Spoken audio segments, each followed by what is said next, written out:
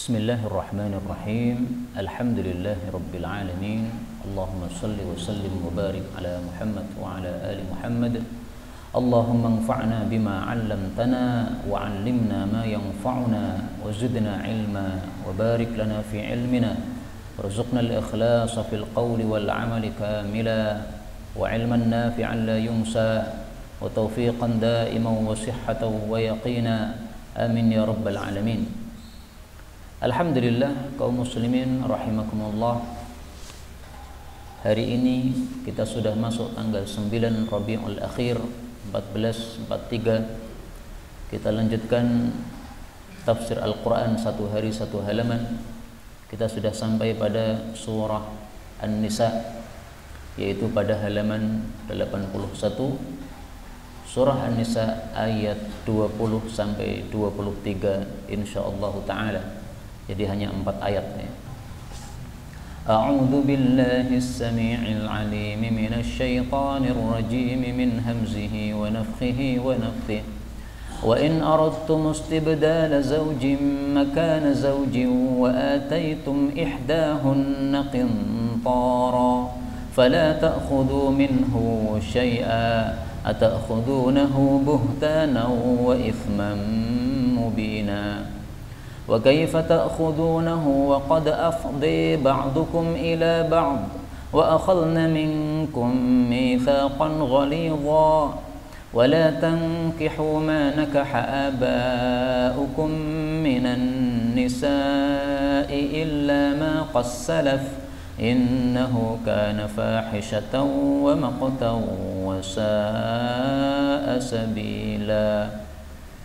حرمت عليكم أمهاتكم وبناتكم وأخواتكم وعماتكم وخالاتكم وبنات الأخ وبنات الأخت وبنات الأخت وأمهاتكم اللاتي أرضعنكم وأخواتكم من الرضاعة وأمهات نسائكم وربائبكم اللاتي في حجوركم من نسائكم اللاتي دخلتم بهن فإن لم تكونوا دخلتم بهن فلا جناح عليكم وحلائل أبنائكم الذين من أصلابكم وأن تجمعوا بين الأختين إلا ما قد سلف إن الله كان غفورا رحيما.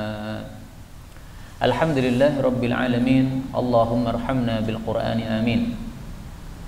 Pada ayat-ayat yang kita baca ini ada beberapa kata yang bisa dibaca dengan dua bacaan.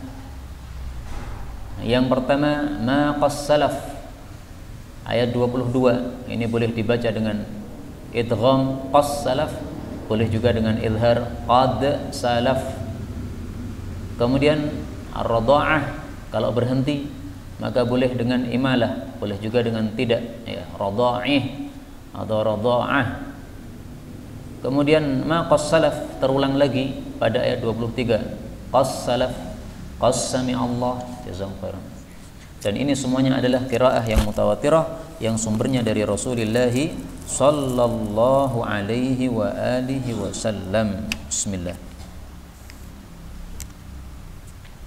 Adapun tafsirnya secara ringkas, Allah mengatakan pada surah An-Nisa ayat 20, wa in, dan jika aradtum, kalian menghendaki, wahai para suami, istibdala, untuk mengganti, zaujin, seorang istri, makana, sebagai ganti, zaujin, dari istri yang lain, wa ataitum, dan kalian sudah memberikan, ihdahunna, kepada salah satu dari istri-istri tersebut, qintaran, harta yang sangat banyak, fala, maka janganlah, ta'khudhu, kalian mengambil, minhu, dari harta tersebut, syai'an, sedikit pun.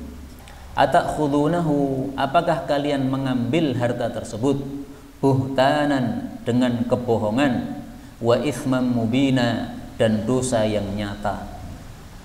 Maksud ayat ini adalah kalau seorang suami ingin menceraikan istrinya, untuk apa? Untuk mendapatkan istri yang baru. Itu yang dimaksud istibdala zaujin makana zaujin. Istri satu dicerai supaya dia bisa menikah istri yang lain. Nah, istri yang dicerai ini kalau sudah dikasih mahar 1 kintor, kintor itu adalah harta yang sangat banyak sekali, maka tidak boleh mahar itu kemudian ditarik lagi. Misalnya kita punya istri yang pertama, kita kasih mahar 1 miliar, kemudian kita pengen ganti istri yang lain, maka kita ceraikan istri tersebut. Atau misalnya kita punya 4 istri, 4 kan sudah tidak boleh nambah nih. Nah, tapi kita pengen nambah, maka yang paling tua, yang paling lama akhirnya kita ceraikan supaya kita bisa nambah 1 lagi. Nah, sementara istri pertama tadi sudah kita kasih mahar 1 miliar. Ini tidak boleh 1 miliar diambil. Syai'an, sedikit pun tidak boleh. 1.000 rupiah pun tidak boleh.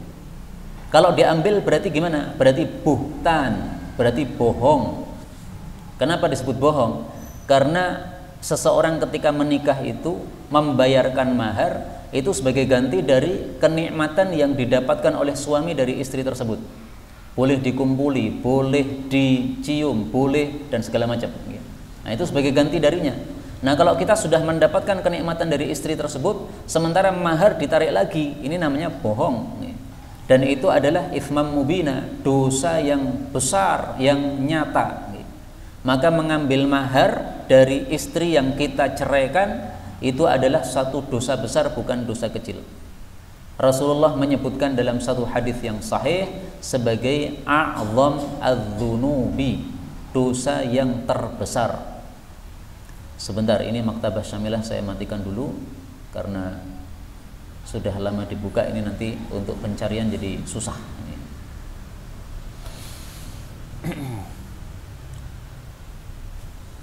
Baik, hadisnya sudah saya tampilkan juga di footnote, karena pengajian ini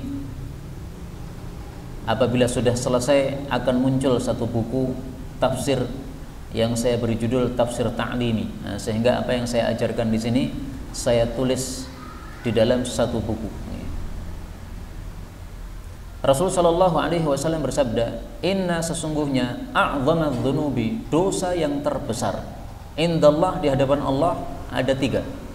1, rajulun tazawwaja imra'atan, seseorang menikahi perempuan, falamma qada hajatahu minha, setelah dia menunaikan hajatnya dari perempuan tadi, maksudnya sudah menikmatinya, talaqaha, akhirnya dia ceraikan, jadi habis manis sepah dibuang, wa dhahaba bimahriha, lalu dia bawa pergi mahar perempuan tadi. Mungkin maharnya belum diberikan, tidak diberikan, atau mungkin sudah diberikan, ditarik lagi.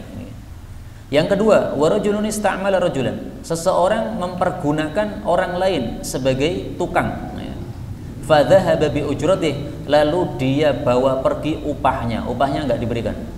Wa akhar yaqtulu dabbatan, lalu seseorang, nomor 3, seseorang yang membunuh binatang abathan, dengan sia-sia, artinya tidak ada tujuan untuk dimakan. Ada burung dipelintengi sampai mati semuanya, tapi tidak ada niatan untuk berburu untuk dimakan, ditembaki, dibedili, tapi niatannya hanya titis-titisan saja, tidak ada niatan untuk dimakan. Itu berarti dosa besar kayak begitu. Itulah tafsir untuk kata-kata istibdal zaujin menurut para ulama ahli tafsir, dan saya tidak menemukan tafsir yang lain selain itu. Karena itu tafsir yang lain yang selain apa yang sudah saya jelaskan ini tidak usah dipedulikan, karena tidak kita temukan dalam kitab-kitab tafsir yang ada. Kemudian kita lanjutkan ayat 21. Allah mengatakan, wa kaifa, dan bagaimana, ta'khudunahu, kalian mengambil mahar tersebut, wa qad, padahal sungguh, afdha, telah sampai, ba'dukum, sebagian kalian, ila ba'din, kepada sebagian yang lain, maksudnya jima'. Wa akhadna, dan mereka para istri sudah mengambil, minkum, dari kalian para suami, mitsaqan, perjanjian, ghalidhan, yang kuat, maksudnya adalah akad nikah. Jadi maksudnya Allah bertanya, menyuruh kita berpikir dengan akal kita.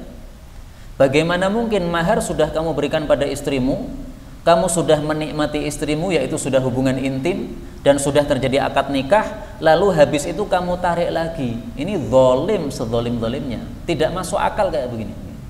Itu sama dengan kita membeli barang, barang sudah dikasihkan, kemudian uang kita tarik lagi. Padahal uang itu kita berikan sebagai ganti dari barang yang diberikan oleh penjual kepada kita. Sama juga istri. Istri itu memberikan, mohon maaf, kenikmatan yang ada pada tubuhnya kepada suami, itu dia harus ada gantinya. Gantinya apa? Mahar. Nah, mahar sudah diberikan, tidak boleh kemudian kita tarik lagi. Itu maksudnya. Nah, maka yang dimaksud di sini afdha ba'dukum ila ba'din, sebagian sampai kepada sebagian yang lain. Maksudnya suami sampai pada istri, istri sampai pada suami, itu hubungan intim. Ini bahasa yang sangat halus sekali. Jadi Quran tidak mengatakan jima, meskipun maksudnya di sini jima, ya. Lah kenapa kok saya dalam tafsir mengatakan jima? Supaya paham, supaya jelas. Karena para ulama tafsir juga mengatakan wa huwal jima'u. Ibnu Katsir mengatakan itu adalah maksudnya jima. Afdha itu wasala, sampai, ya, kulitnya suami sampai ke kulitnya istri. Maksudnya al jima'u, jima. Rasulullah bersabda, "In kunta shadaqta 'alaiha," kalau kamu memberi mahar kepada istrimu, fahuwa bimastahlalta min farjiha, maka itu adalah dengan sebab kamu mendapatkan farjinya istri. Artinya apa? Sebagai ganti dari kenikmatan yang kamu dapatkan dari istri, maka kamu memberikan mahar. Mahar tidak boleh diambil lagi. Diambil lagi berarti zalim. Mitsaqan ghalidha, perjanjian yang kuat. Maksudnya apa tadi? Akad nikah. Yang itulah yang disebut di dalam hadis Nabi SAW, bi kalimatillah. Ini maktabah syamilahnya belum mau mati.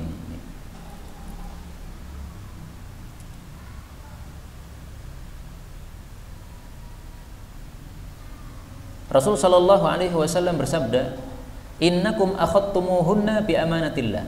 Kalian mengambil para istri-istri itu dengan amanah dari Allah.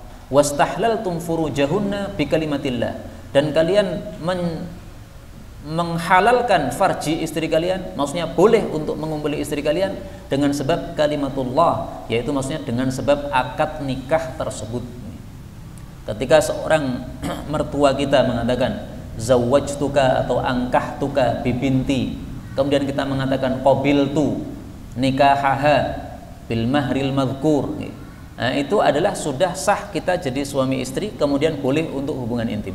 Maka itulah yang dimaksud wa akhadna minkum mitsaqan ghalidha.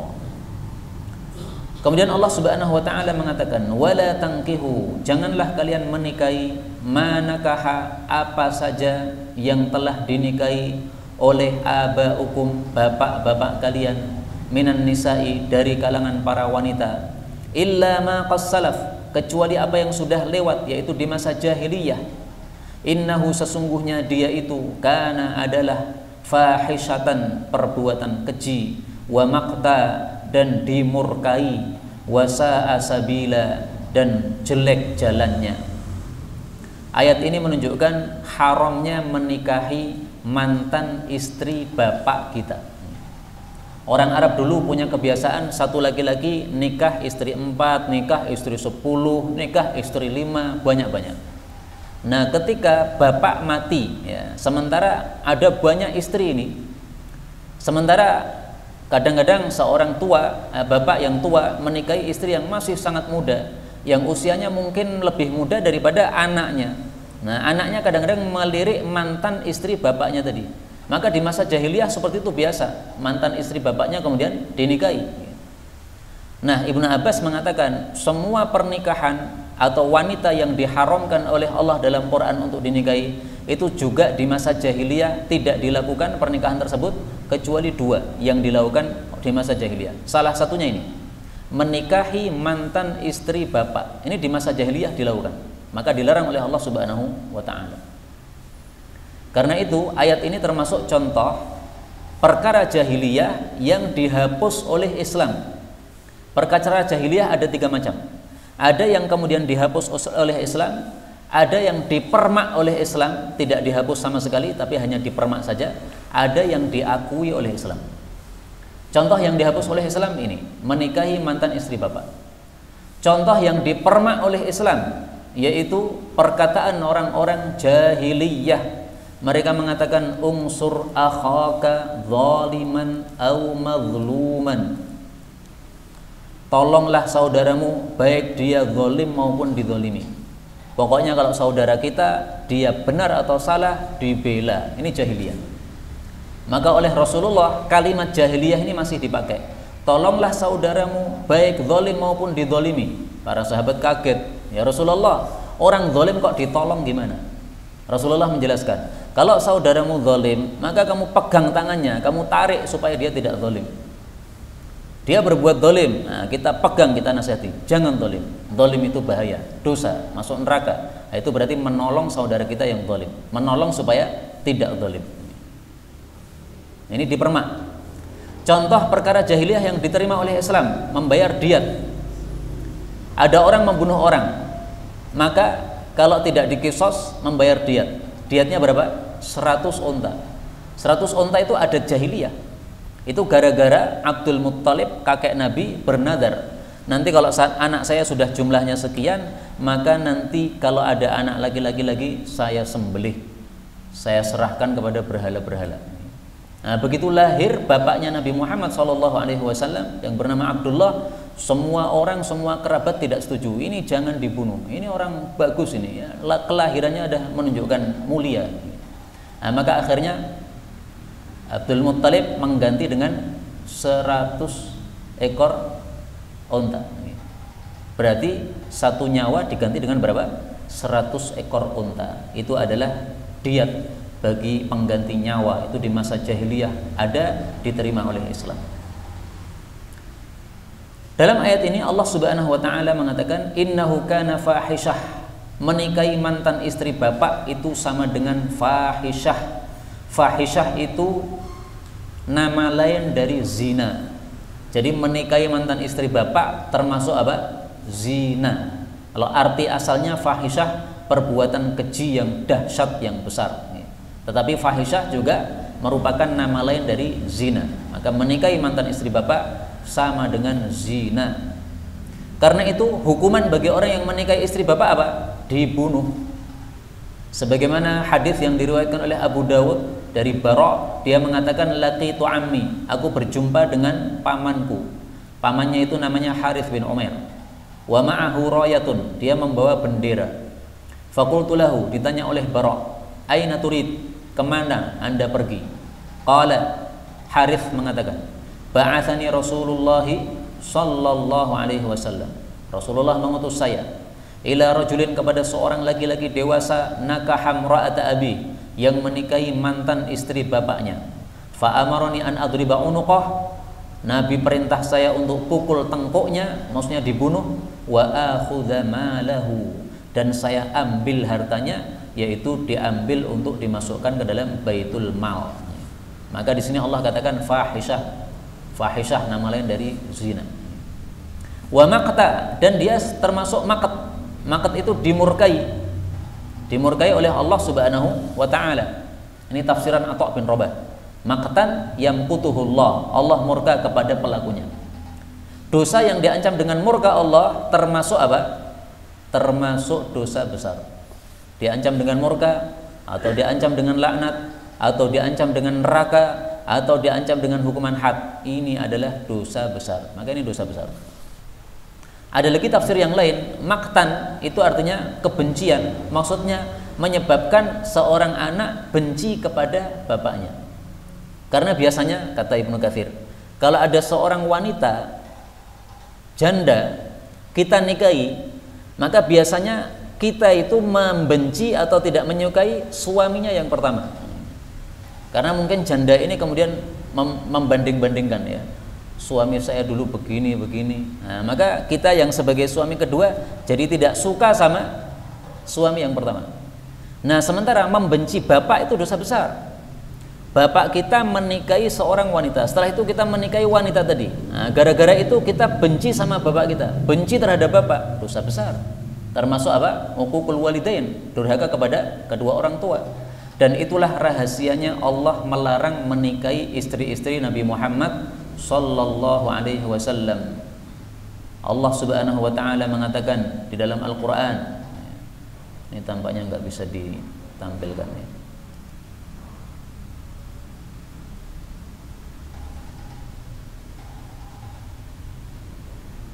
Wa azwajuhu ummahatuhum, istri-istri Nabi adalah ibu-ibunya kaum muslimin, sehingga tidak boleh kita menikahi apa yang dinikahi oleh Rasulullah sallallahu alaihi wasallam, karena kita harus menghormati siapapun yang dinikahi oleh bapak kita, yaitu mantan istri bapak kita.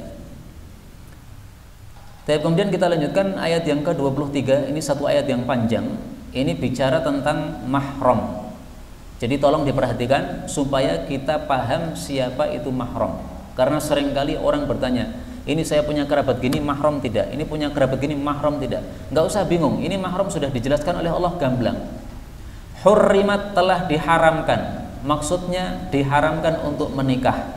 Alaikum, terhadap kalian. Siapa saja? Ummahatukum, ibu-ibu kalian. Diharamkan kalian menikahi mereka. Wa banatukum, dan anak-anak perempuan kalian. Wa akhwatukum, dan saudari-saudari kalian. Wa ammatukum, dan bibi-bibi kalian, bibi dari pihak ibu. Wa khalatukum, dan bibi-bibi kalian dari pihak bapak. Wa banatul akhi, dan anak-anak perempuannya saudara kita, berarti keponakan. Wa banatul ukhti, dan anak-anak perempuannya saudari kita, sama juga keponakan. Berarti ada 7 mahram dari sebab nasab. Sekarang mahram dari sebab persusuan. Wa ummahatukumul lati arda'nakum, dan ibu-ibu kalian yang sudah menyusui kalian, berarti ibu susu, ibu persusuan. Yang kedua, wa akhawatukum, dan saudari-saudari kalian minar radha'ah, dari penyusuan, berarti saudari susuan. Berarti ada 2 mahram dari sebab penyusuan. Sekarang yang ketiga, mahram dari sebab pernikahan. Wa ummahatu nisaikum, dan ibu-ibu dari istri-istri kalian, berarti mertua kalian.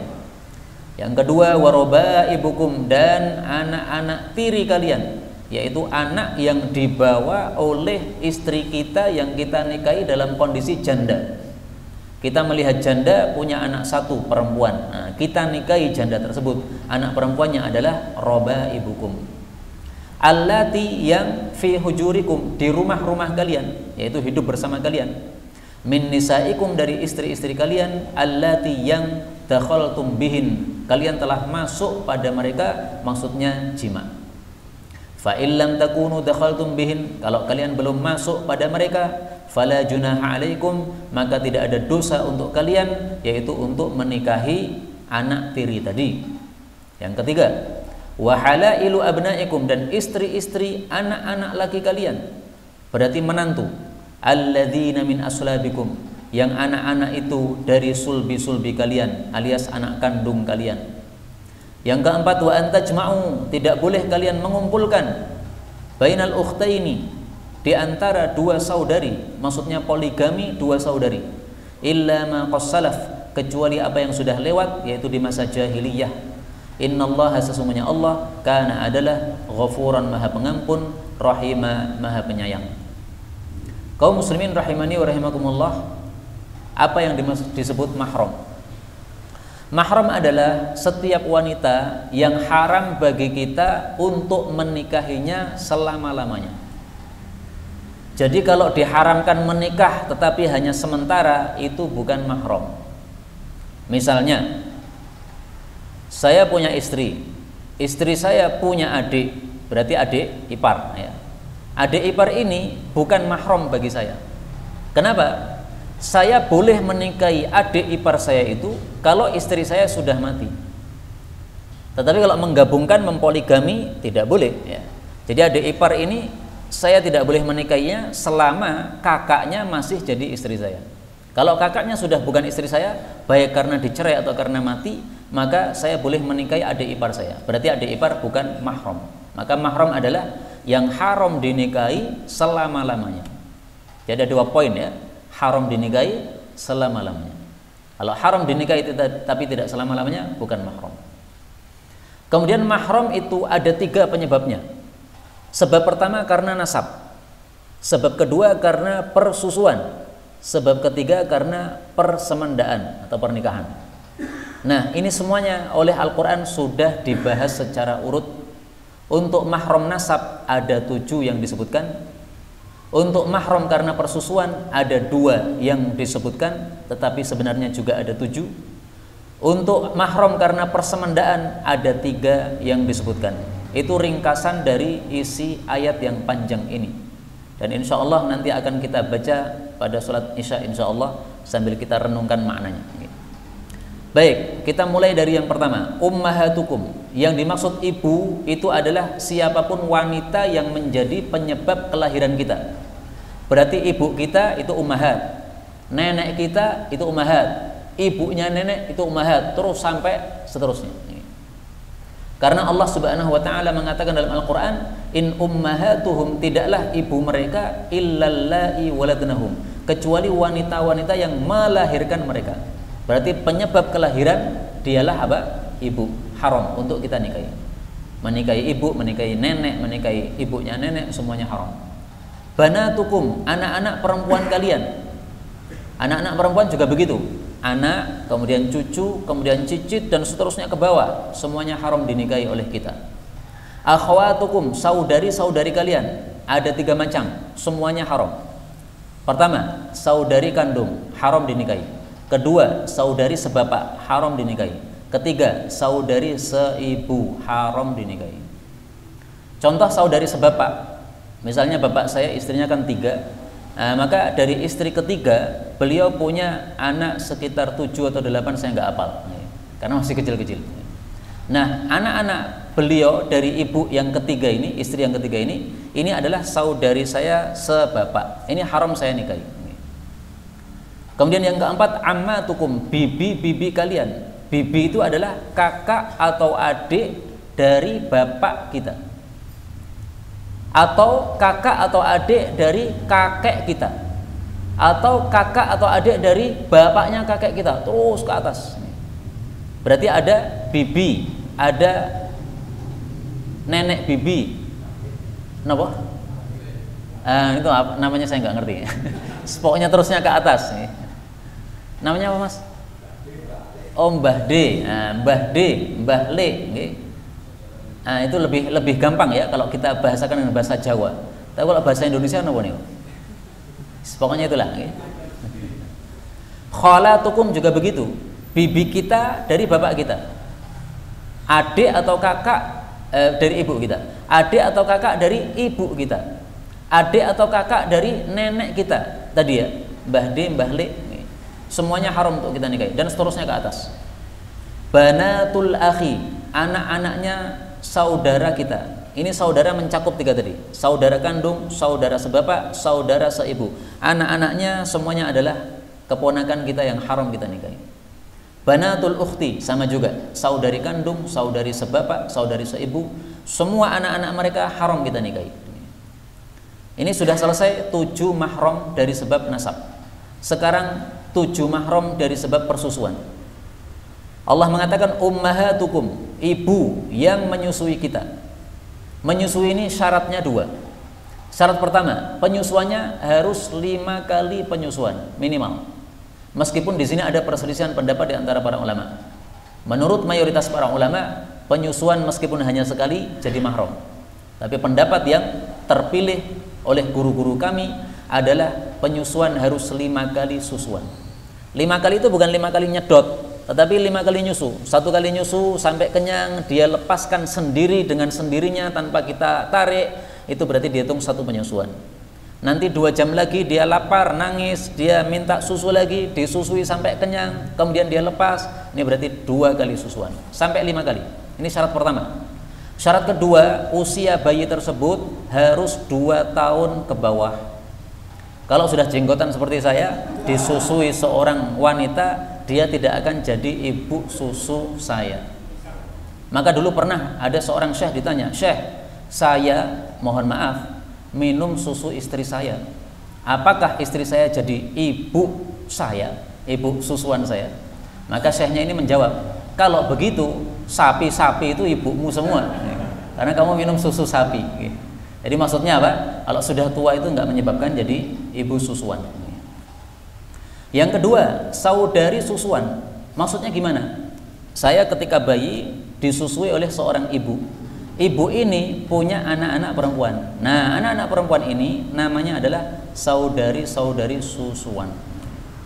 Quran hanya menyebutkan 2, tetapi hakikatnya ada 7 mahram susuan sebagaimana 7 mahram nasab.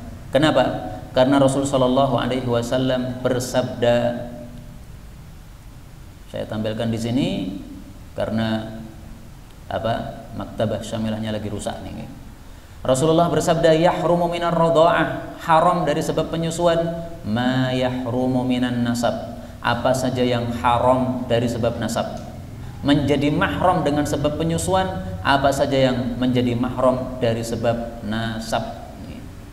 Sehingga ada bapak susuan, ada kakek susuan, ada paman susuan, ada bibi susuan, dan seterusnya. Sehingga nomor 1 sampai nomor 7 yang sudah disebutkan pada mahram karena nasab itu berlaku juga untuk mahram karena penyusuan. Nah, sekarang kita lanjutkan mahram karena pernikahan. Ummahatun nisaikum, istrinya, ibunya istri kita. Saya menikahi seorang wanita, dia punya ibu. Nah, ibunya ini berarti mertua saya, ini mahram.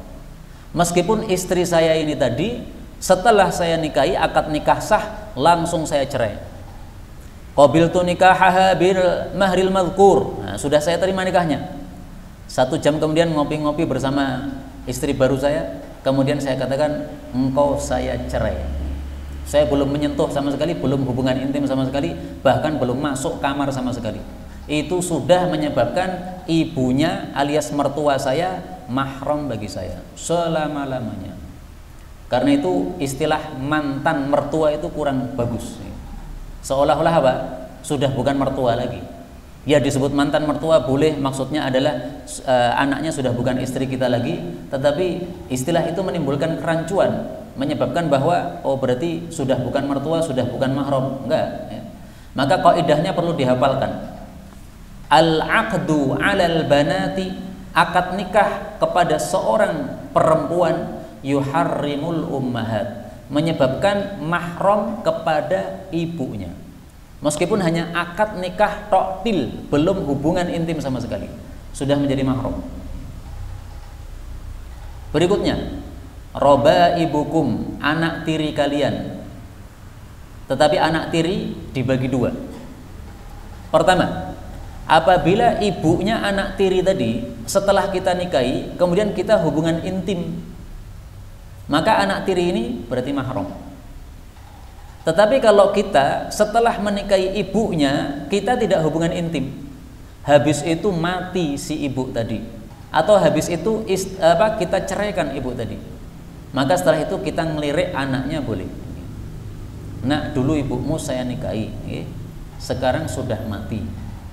Nah, saya tertarik sama kamu dan saya belum mengumpuli ibumu karena usia pernikahan baru semalam. Dia mati setelah saya nikahi, belum saya kumpuli sama sekali. Nah, boleh saya melamar dia. Kalau dia mau alhamdulillah, kalau tidak mau cari yang lain. Mudah-mudahan mau. Ini cerita saja ya. Baik. Maka di sini Allah mengatakan fa illam takunu dakhaltum bihin, kalau kamu belum kumpuli ibunya, fala junaha alaikum, tidak masalah menikahi anaknya tersebut. Maka kaidahnya harus dihafalkan. Ad-dukhulu 'alal ummahat, mengumpuli ibu, yuharrimul banat, menyebabkan mahram terhadap anaknya ibu tersebut. Jadi harus apa? Mengumpuli dulu. Berbeda dengan mertua tadi. Baru akad saja kepada seorang perempuan, maka mertua kita sudah langsung mahram. Adapun kalau dibalik, kita menikahi yang ibunya, maka anaknya tidak otomatis mahram. Harus kita kumpuli ibunya tersebut. Kemudian di sini Allah mengatakan allati fi hujurikum, anak tiri yang berada di rumah kalian. Kata-kata yang ada di rumah kalian ini bukan sesuatu yang mengikat Artinya tidak harus anak tiri itu adalah di dalam rumah kita. Anak tiri itu bersama kita di rumah kita, hukumnya tetap seperti ini. Anak tiri itu di Jakarta tidak bersama kita di Solo, hukumnya juga tetap seperti ini, tidak berubah. Lah terus kata-kata allati fi hujurikum ini fungsinya apa? Ini fungsinya adalah kharaja makhrajal ghalib. Ini hanya menjelaskan kebiasaan. Biasanya kalau kita menikahi seorang janda, dia punya anak perempuan itu bersama kita di rumah kita. Biasanya begitu. Tapi kan tidak harus seperti itu kan? Ada juga yang anak perempuannya sudah dewasa, sudah kuliah di Jakarta misalnya. Nah, kita menikahi janda tersebut di Solo. Nah, ini anaknya masih di Jakarta, nggak ikut ibunya di Solo. Bisa saja, tapi hukumnya tetap sama. Pokoknya kalau istri tersebut sudah kamu kumpuli, anaknya mahram. Kalau belum kamu kumpuli, anaknya tidak mahram, alias boleh dinikahi apabila ibunya sudah mati atau sudah diceraikan. Yang ketiga, halailu abnaikum, istri bagi anak laki-laki kalian, tapi anak laki tersebut adalah anak laki dari sulbi kita, alias anak kandung kita. Saya punya bapak, berarti saya anak kandung beliau. Saya menikahi seorang wanita. Nah, ini berarti menantu bapak saya. Menantu bapak saya ini haram untuk dinikahi oleh bapak saya. Meskipun saya sudah mati, meskipun saya belum mengumpuli istri saya tersebut. Baru menikah 1 hari, kemudian saya mati. Nah, maka besoknya atau setelah masa iddah istri saya selesai, dilamar oleh bapak saya, tidak boleh. Sekarang muncul pertanyaan, bagaimana kalau anak ini bukan anak kandung? Karena anak itu ada 3 macam. Ada anak kandung, ada anak susuan, ada anak angkat. Anak angkat ini bukan anak sebenarnya, anak-anakan. Karena hukumnya tidak seperti anak sebenarnya. Hanya disebut anak oleh manusia. Nah, maka 3 ini mari kita rinci. Untuk anak kandung, sepakat ulama bahwasanya mantan istri anak kandung tidak boleh dinikahi oleh bapaknya anak tersebut. Adapun anak angkat, sepakat para ulama bahwa mantan istri anak angkat boleh dinikahi oleh bapaknya anak tersebut. Bapak angkatnya anak tersebut. Kenapa? Karena dalilnya jelas di dalam Quran.